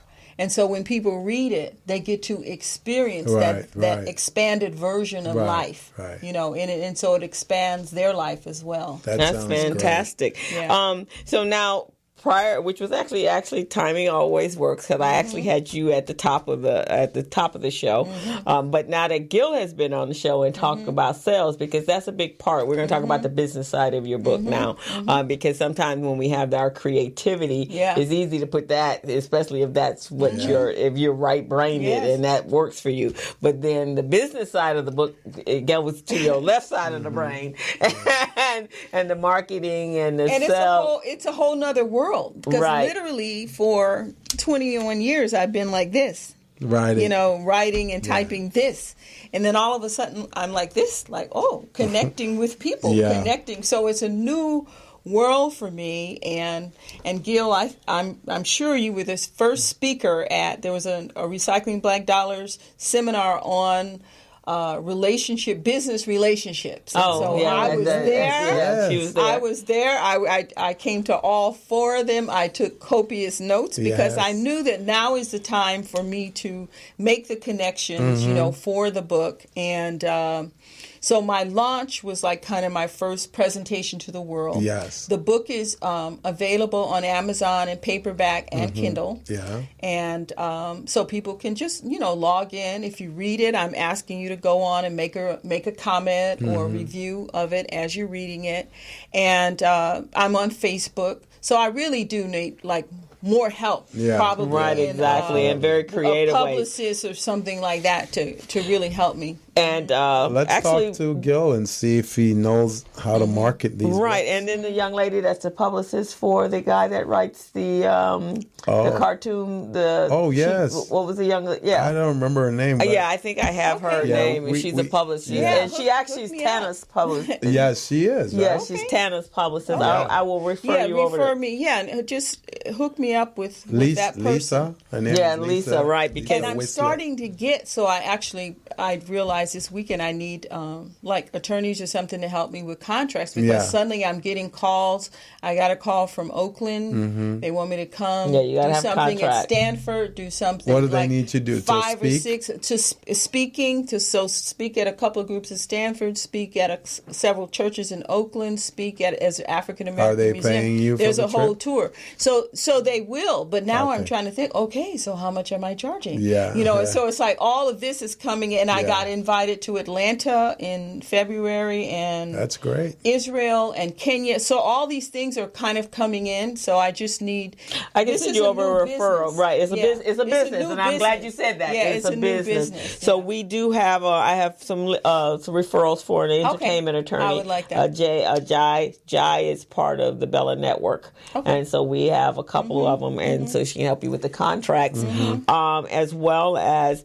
And I think you and I have talked about this. You're actually creating a marketing plan so that you're very definitive. But I also think, since hearing your story, that this would be good on a young people's level as well, because of the one of the history, and then two of the what for our children would be like a fairy tale, right? Yes, it would. But a real fairy tale. Yes. And I think that would be excellent as well. So there are a number of youth groups out. In fact, home in CME Church, they have about 150 kids. involved in their program. There's another lady that we had on the show. She had she's got about 200 kids in a program at LSU. Are they like high school age? High school age. Yeah, high school is a lovely age for the book. And something that you said, Gil, reminded me, because as a teacher, when I would share part of the story, the boys would be the ones to stay after class and say, tell us more. Yes. You know, and it was like, because I expected the girls to like it, but they want to know more. Really like the story as well. So I'm very happy there's so many amazing avenues that you can go on and you can go through to get the book marketed.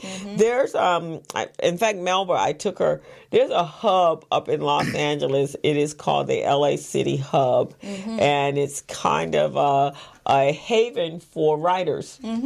And they do, and the young lady's name is Marilyn Freeman. So Melba and I went to one of the group sessions she had, and they had the writer that did the write for Sex and the City. And so they were there. So they kind of cultivate the whole, and they're all there. The publishers and everybody's in that. Good. So you need to be in that world. Okay, I do. Because I think your book needs that type of, not just Amazon. It needs to have a broader, and the story needs to be heard and read by many.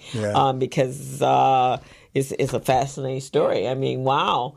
The unexpected part for me too is that, you know, when people read it, like I have a lot of people that are English professors, they said, wait a minute, this is literature. So that's like so exciting that the writing itself is beautiful, not just the story, but the writing is beautiful. Now, because we talked about this over at LMU, Teshai Publications. Right. No, that's a publishing house that's owned by Elias Wandimo. Right. So they just launched the Harriet Tubman. Oh, a series called Harriet Tubman. No, he actually. So his story is, and we have to have him on the show. So you really need to contact him if you haven't actually spoken know to him. him. I know. Yeah, if you haven't spoken to him in a while, because they just LMU. Sought him out. Elliot, that's his name. Elliot. To create Elias Wandima to put his publishing house, which is called Harriet Tubman, at the school. LMU. Yeah, and so they just did it event at Leimert Park like a month ago. And so one of the guys I play tennis with, he's part of, his name is Colin. And so reach out to him because they've been doing a lot of events and so forth, and you should be part of that. And it's part of the story. Of and when you go in his office, it's just absolutely amazing. When I've gone in there, everything is, I mean, just beautiful Ethiopian art and history and literature, and they're, high quality. And so, if you haven't spoken to him in a while, reach out to him. Okay, I will. Because that would be a good outlet, because you actually could come in and do a book reading with the Black Student Union there. They're very, and I will give you Colin's information as well, because he goes out and finds the funding for LMU. Those are really good pointers, Crystal. Yeah, they really are. Really so we will talk. Yeah, and because I'll see you Tuesday anyway. Yeah, because you got to get and I always Jasandra said hello, Gilbert. Hi, Jasandra. I go to a lot of book expos, even the one that Dr. Rosie has, and I'll talk to a number of authors, and I'm always one of the presenters, and they write the book, and they're just sitting like, okay. And the book is going to sell all by itself, right? That's kind of what we think. We kind of think it's just going to sell itself. So it's like, and they're like, okay, so let's get this going. like somebody else is going to come along and like, okay, I did my part. That's what it feels like. But you suddenly get thrown into the reality that so now you got to get into. And I would look at I would do my research now on book like Danielle Steele, reading her life, because she was pumping out a book like every 10 seconds on how they got their book to a place, because it's a new day and time, right? So editors have to come find you. Yes. Yeah, and that's like a dime. That's like a diamond in the rough nowadays. So, and I do know when 50 Shades of Grey, which I think was a very poorly written book, I couldn't get, because I'm a reader, or I was, and I couldn't get past the first chapter. I tried. My friend, they come like, just it gets better. No, it will never get better. This is horrible. But she made millions and millions of dollars. Why? Because she was speaking to some friends of hers who happened to be a junior editor at one of the big publishing houses. And they were at a book club reading, a book club. And they were reading the book, and they were like, oh, this book is, in their mind, is amazing. But I think it was really more the subject matter. That was amazing. Intriguing. And then they took it and made her a big star. But really, the book is really poorly written. I read it. I read it. I mean, that's for my opinion. I just couldn't get past it because the grammar was just too much for me. And the super holy cow, golly gee, I couldn't get past that. For writers, just, it's important for our listeners who are writers to... I saw the value of getting edits.